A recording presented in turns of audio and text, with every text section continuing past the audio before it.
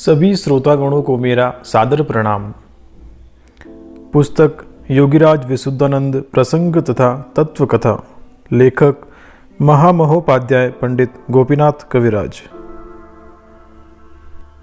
भाग 1, अध्याय 2।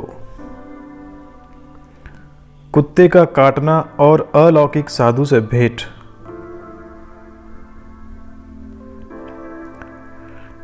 मनुष्य के जीवन में परिवर्तन किसका तथा किस निमित्त को लेकर घटित होता है, यह बताना अत्यंत कठिन है। मकड़ी के जाले की तरह अतिशय सूक्ष्म अदृष्ट सूत्रों पर जीवन का अति विशाल और जटिल प्रासाद प्रतिष्ठित रहता है। प्रारब्ध, कर्म, ईश्वरेच्छा अथवा स्वभाव की प्रेरणा, ये एक ही अजाना और अज्ञेय महाशक्ति के कल्पित पृथक पृथक नाम मात्र हैं। यह महाशक्ति लौकिक घटनाओं का निमित्त रूप से अवलंबन करके किस जीवन को किस प्रकार नियंत्रित करती है, यह जानना बहुत कठिन है।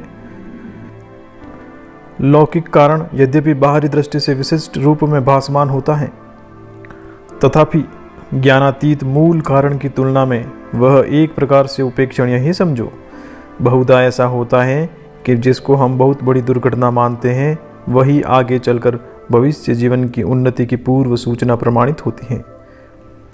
सामयिक दृष्टि से जो अशुभ मालूम होता है, वही महामाया के मंगल विधान से अंत में परम शुभ और महामंगल रूप बन जाता है। इसी प्रकार एक आकस्मिक अशुभ घटना भोलानाथ के जीवन को सदा के लिए एक अभिनव पत्थर ले जाने के लिए यंत्र बन गई। प्रसंगवश उसी घटना का वर्णन यहाँ किया जा रहा है। भोलानाथ की अवस्था 14 या 15 वर्ष की हुई होगी। किशोर अवस्था अब भी समाप्त नहीं हुई थी। एक दिन सीढ़ी से नीचे उतरते समय हठात एक पागल कुत्ते ने बालक के पैर में काट लिया। बालक कुछ अनमना सा असावधान दशा में नीचे उतर रहा था। कहीं कुत्ता है और वह अचानक काट खाएगा, इसकी कल्पना तक बालक के मन में न थी। काटने का प्रभाव थोड़े ही समय के भीतर मालूम होने लगा। समस्त देह में ऐसी जलन होने लगी कि रहा नहीं जाता था। बालक ने कुत्ते के काटने का हाल तुरंत घर वालों से बताया। उसके दादा चिकित्सक थे। अन्य डॉक्टरों तथा वैद्यों की सहायता से उन्होंने स्वयं दवा आरंभ की। नियम पूर्वक इलाज किए जाने पर भी बालक की दशा शीघ्र ही अत्यंत शोचनीय हो गई। जब स्थानीय चिकित्सा से कोई लाभ न हुआ, बालक को गोंदलपाड़ा ले गए। वहां की प्रसिद्ध औषधि खिलाई, किंतु उससे भी उपचार न हुआ। इधर विष भयंकर रूप से पूरे शरीर में फैलने लगा। असह्य वेदना से बालक चीख मारकर रोने चिल्लाने लगा। ऐसी दशा में बालक को गोंदलपाड़ा से तुरंत हुगली ले गए। वहां आटे की एक चक्की का मालिक भोलानाथ के काका का बालपन का साथी था। उसी के घर में ठहरना हुआ। हुगली में भी कुत्ते के विष के बड़े बड़े इलाज हुए, परंतु सब व्यर्थ। अब बालक की आशा जाती रही। उसने समझ लिया कि बस उसकी जीवन रक्षा का कोई भी उपाय अब नहीं है। उस समय संध्या आ पहुंची थी। सूर्यदेव अस्त होने जा रहे थे। पश्चिम आकाश में लालिमा छा रही थी और भागीरथी के जल पर उसका रक्त वर्ण प्रतिबिंब पड़कर चारों ओर लालिमा विकीर्ण कर रहा था। सुख स्पर्श वायु हल्के से गंगा जल को हिला रही थी। छोटी छोटी लहरियां गंगा वृक्ष पर खेल कूद करने में लगी थी। इस दृश्य को बालक एकटक होकर देख रहा था। मन उसी में तल्लीन था। वायु के झोंकों से संचालित गंगा तरंगों की तरह उसके बाल हृदय में भी आशा एवं आकांक्षा की कितनी कितनी लहरें उठती और विलीन हो रही थी। इसका इतिहास कोई क्या जाने। अस्तोन्मुख सूर्यदेव को देखकर बालक के मन में भी यही विचार आया कि मेरा जीवन सूर्य भी इसी प्रकार अब डूबने वाला है। मन में क्या जाने क्या सोचता हुआ बालक वहां से उठकर धीरे धीरे गंगा तट पर आ पहुंचा।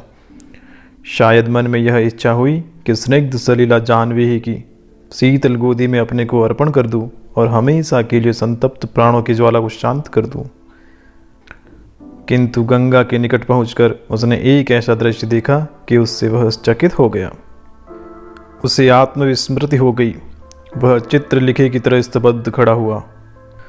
उस अपूर्व दृश्य को एकटक निहारने लगा। उसने देखा कि गंगा की धारा में एक जटा जूटधारी सौम्य मूर्ति सन्यासी बार बार पानी में डूबता है और बार बार ऊपर आता है। गंगा जल साधु के साथ साथ एक स्तंभ की तरह ऊपर उठता है और फिर से नीचे गिर जाता है। सन्यासी का मुखमंडल प्रशांत था, दोनों चक्षु उज्ज्वल अथच मधुर थे। देखने से ऐसा लगता था कि अलौकिक ज्ञान तथा करुणा उभय एक साथ मिलकर दुख भरी धरणी के उद्धार के लिए स्वयं आकर प्रकाशमान हुए हो। सन्यासी त्रिकाल महापुरुष थे, जिनके लिए कोई बात अज्ञात अथवा अज्ञेय नहीं थी। बालक की ओर देखते ही उन्होंने बालक का सारा हाल जान लिया और उसकी मनोवेदना को पूरी तौर से समझ लिया। उन्होंने अत्यंत स्नेह मधुर एवं गंभीर स्वर से बालक को पुकार कर कहा, बच्चा इतना क्यों घबराते हो? दर्द होता है? अच्छा, हम सब अच्छा कर देंगे। यह कहकर वे तीर पर आ गए और बालक के सिर पर अपना हाथ रख दिया। उनके स्पर्श मात्र से ही बालक को ऐसा जान पड़ा कि उसके सिर पर न जाने कितनी भारी बर्फ की ठंडक पहुंच रही है। ऐसा मालूम होने लगा मानो उसकी शिराओं में और धमनियों में रक्त की जगह शीतल अमृत की धारा प्रवाहित हो रही है। देखते ही देखते उसकी समस्त ज्वाला यंत्रणा बिल्कुल दूर हो गई। मृत्यु का भय और विपत्ति की आशंका कट गई और जीवन में नवीन आशा का संचार हो गया। सन्यासी ने वहीं से एक औषधि लाकर खिला दी और उसको घर लौट जाने को कहा। बालक घर वापस आ गया। उस समय उसकी रोग जनित यंत्रणा बिल्कुल मिट गई थी। दूसरे दिन फिर से वह गंगा किनारे उसी स्थल पर पहुंचा और महापुरुष को पुनः पुकार नम्र स्वर में उनसे प्रार्थना की, प्रभो, आपने मुझे जीवन दान दिया है, मैं आपको अब नहीं छोड़ सकता। आप मुझे दीक्षा दीजिए और धर्म जीवन का पथ प्रदर्शन कीजिए। महापुरुष ने बालक को एक आसन सिखा दिया और एक बीज मंत्र दे दिया और कहा, इस आसन का अभ्यास करो और इस मंत्र का जप करो, इससे ही तुम्हारी देह शुद्धि होगी। हम तुम्हारे गुरु नहीं हैं, जो तुम्हारे गुरु होंगे वे अन्यत्र हैं, यहाँ से दूर हैं, वे ही तुम्हारी मनोकामना पूर्ण करेंगे। उनकी कृपा से तुम्हारे सब अभाव दूर होंगे और तुम धर्म जगत में सिर्फ स्थान प्राप्त करोगे। इस प्रकार तुम्हारा जीवन सार्थक होगा। इस समय तुम अपने घर चले जाओ, हम गंगा सागर जाते हैं। जब समय आएगा तब हम तुमको संग लेकर तुम्हारे गुरुदेव के पास पहुंचा देंगे, बस निश्चिंत रहो। बालक की इच्छा नहीं हो रही थी, तथापि उसे घर लौट आना पड़ा। घर में आने के पश्चात कई दिन तक पेशाब के साथ साथ कुत्ते के पिल्लों जैसे छोटे छोटे कतरे से जाने क्या गिरते थे और बालक को पूर्ण आरोग्य लाभ हुआ। माता ने जब पुत्र से सुना कि किस अलौकिक रीति से उसको आरोग्य प्राप्त हुआ तो वह आनंद में निमग्न हो गई। महापुरुष के चले जाने पर 1-2 वर्ष बीत गए। उस समय भोलानाथ वर्धमान में कांचन नगर मैस में रहकर विद्या अध्ययन करते थे। साथ में उनके मौसेरे भाई भी रहते थे। एक दिन विश्वरूप साधु नामक एक दुकानदार के पास वह कुनैन खरीदने गए थे। उस जगह एक मुसलमान के मुंह से सुना, ढाका में एक असाधारण सन्यासी आते हैं। अधिकांश समय वे जल में रहते हैं और बारंबार पानी में डूबते और उतराते हैं। जब वे पानी से बाहर आते हैं, उनके साथ साथ जल राशि ऊपर उठ करके एक ऊंचे स्तंभ का आकार धारण कर लेती हैं और जब वे पुनः डूबते हैं तो नीचे गिर जाती हैं। मुसलमान के द्वारा यह बात सुनते ही तुरंत भोलानाथ की पूर्व स्मृति जाग उठी। उन सन्यासी के दर्शन के लिए बालक का मन व्याकुल हो गया। उसने अविलंब ढाका की ओर प्रस्थान किया। वर्धमान के एक हरिपद नामक नवयुवक के साथ इधर भोलानाथ का परिचय हो चुका था। सन्यासी के दर्शनार्थ भोलानाथ के साथ वह भी चल पड़ा। दोनों जन ढाका पहुँचे। उन अलौकिक सन्यासी से मिलने की तीव्र लालसा में चारों ओर उनकी खोज में घूमने लगे। अंततो गत्वा रमना के मैदान में एक निर्जन स्थान में उन्हीं महापुरुष के साथ उन दोनों का साक्षात्कार हुआ। देखते ही भोलानाथ ने तुरंत पहचान लिया कि ये ही मेरे प्राणदाता उस होगली घाट के सन्यासी हैं। भक्तिपूर्वक उनके चरणों में मस्तक रख दिया और हाथ जोड़कर विनय की, प्रभो, अब की बार मुझे ग्रहण कीजिए और अब मुझे मना न करिए। सन्यासी बोल उठे, अरे अकेले न आकर अपने साथ दूसरे को क्यों ले आए हो? अस्तु।